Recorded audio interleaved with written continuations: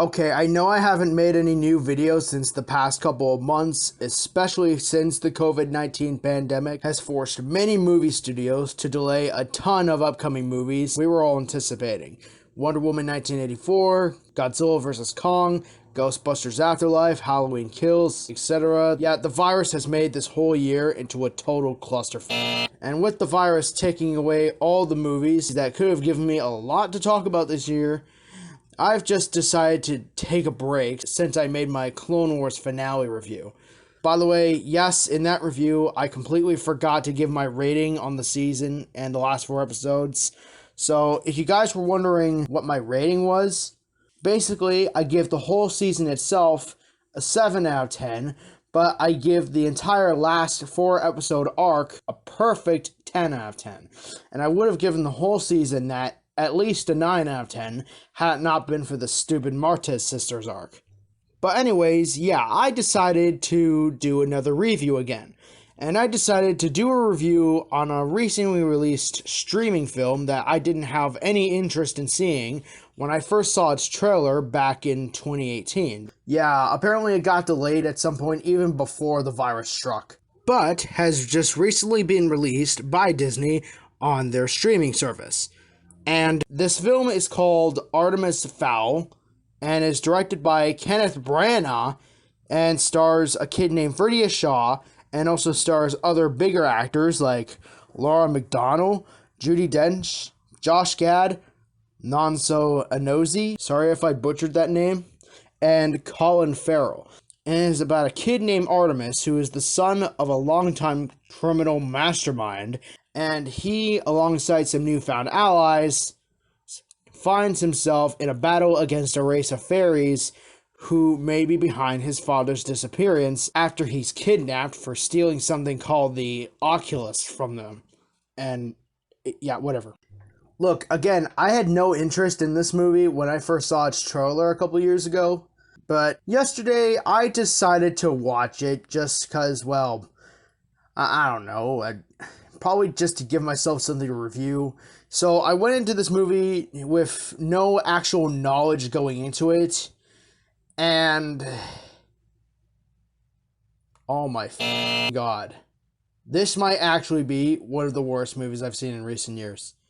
Artemis Fowl is not only one of the most uninspired and most boring movies ever made, it's also one of the most genuinely insulting to those who watch it. Seriously, it treats all of its viewers like a bunch of 5-year-olds who can't fully comprehend the lore this film is just spitting out. This movie is just awful.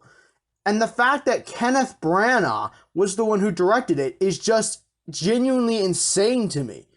Like, this is the man who's made some really damn good movies before. Hamlet, Thor, the Cinderella reboot. I even enjoyed Murder on the Orient Express. Sure, it's not great, but it was way better than this. Like, what happened here? Hell, he's not even the only person whose talent is completely wasted in this movie. The same goes for most of the cast. I'm not even sure about how to talk about any of the characters these actors play because they're all just bland pieces of paper on stilts. And the underwhelming performances from all the actors don't help. From Colin Farrell to Judi Dench, everyone in this movie just feels like they were told what to say, and they just said it. There's not one actor in this movie that even could have saved it. The only actor in this movie who seemed to have at least tried with this script is Josh Gad, but that's not saying much. He still gives a lousy performance to such an unmemorable character. Like, his character is this big dwarf guy, and I guess in an attempt to distinguish this character from other characters he's played, he speaks in this deep, grouchy voice, basically trying to be all badass, you know? Unlike other roles he's played, where, you know, he's often played the loud, scaredy cat type. But he just comes off as cringeworthy. And it doesn't fit for a character who at one point in this film digs into dirt to get into a place by disjointing his whole bottom jaw, looking like something out of Son of the Mask, and eating the dirt whilst literally farting it out. I'm not kidding, that happens in the movie. The scene itself is on YouTube. You don't even have to go on Disney Plus to watch the scene. Seriously, if you watch the scene for yourself, it will sum up the entire movie for you. It's more disgusting than finding a bunch of maggots out on the outside of a garbage bag in your trash can. And I know that shit from experience. I am dead f***ing serious. And also, yeah, I should talk about the kid who plays the main character Artemis, Ferdia Shaw. And honestly, I feel really sorry for this poor kid because this is the first film he's ever been in. Like, I can actually imagine him being so excited to be offered the chance to be in a big blockbuster film by one of the biggest companies in Hollywood, as its main character, no less. Like, if I were given a chance to be in a movie at all, I would shit my pants. Who wouldn't?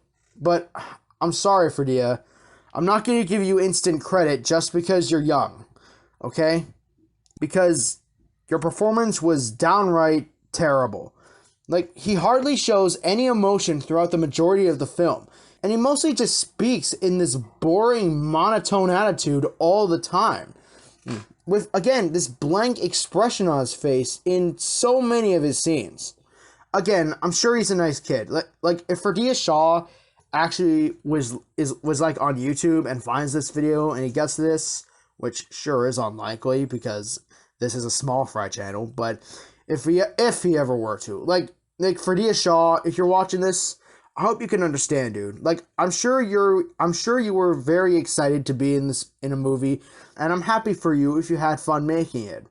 But I didn't like how the movie turned out, and I'm not gonna lie and say you were actually great just because you're a kid. I didn't like the character you played or the way you played this character. I hope you can accept criticism like this, kid.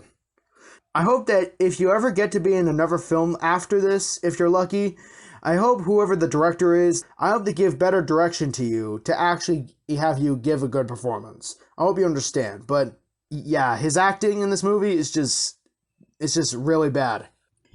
Another thing about this film I can't stand is its writing. Like, this is, like, again, as I mentioned earlier, this is one of those films that just thinks anyone who watches it is an idiot who will accept whatever is told to them just because it's a kid's movie. Did whoever it was that wrote this film take notes from movies like Cats and Dogs, Spy Kids All the Time in the World, or Baby Geniuses?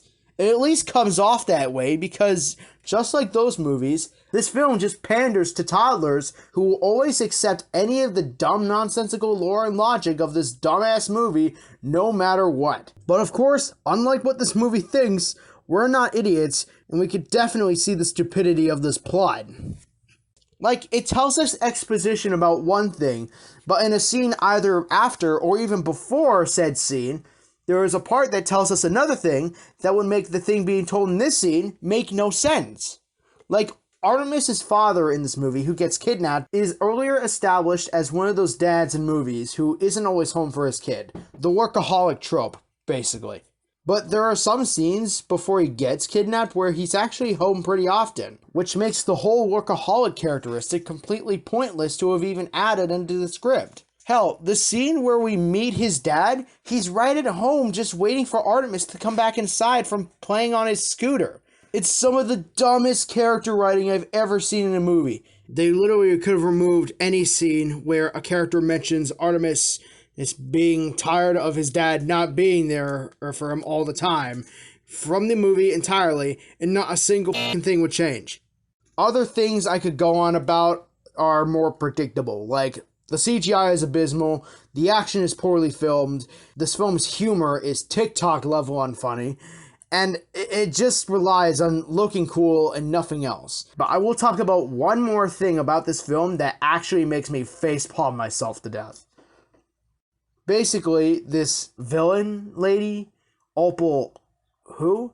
Yeah, I don't even care. Besides, the only Opal I know and even care about is the Opal from Steven Universe. She's the villain who kidnaps Artemis' dad and holds him hostage to convince Artemis to give her this Oculus thing. And yeah, get this, she doesn't appear anywhere else in the entire movie. We only ever see her in this dark place where she is keeping Artemis' father hostage, and that's it. She doesn't even show up for any kind of final battle or anything. Like, there's this big army of, like, these fairies that swarm around Artemis' house, where, by the way, a majority of the film takes place. but it's not because they're led by her. They go to the house because Artemis has kidnapped one of these fairies, as I guess a way to force them to help him somehow. And the last time we see her, Artemis threatens her on the phone, telling her that he's coming for her, setting up a sequel that will never happen.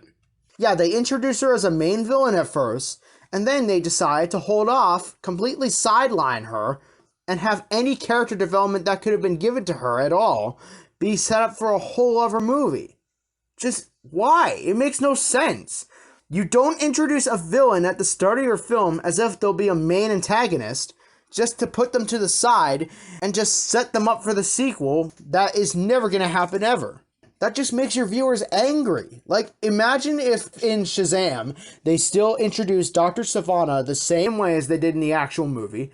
But imagine if instead of having him be the one causing all the chaos, they have him leave that duty to the 7 deadly sins just roaming around the town and have them be the ultimate threat for the Shazam family to take on. And they set up Dr. Savannah for a sequel instead. It would infuriate the whole audience.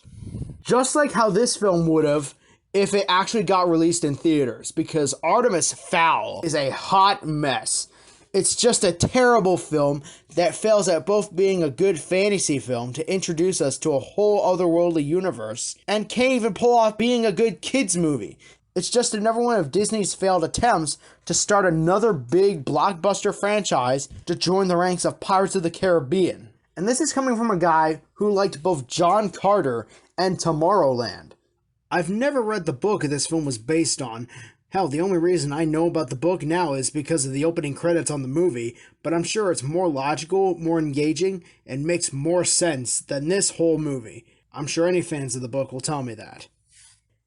I'm going to give Artemis Fowl a 1 out of 10.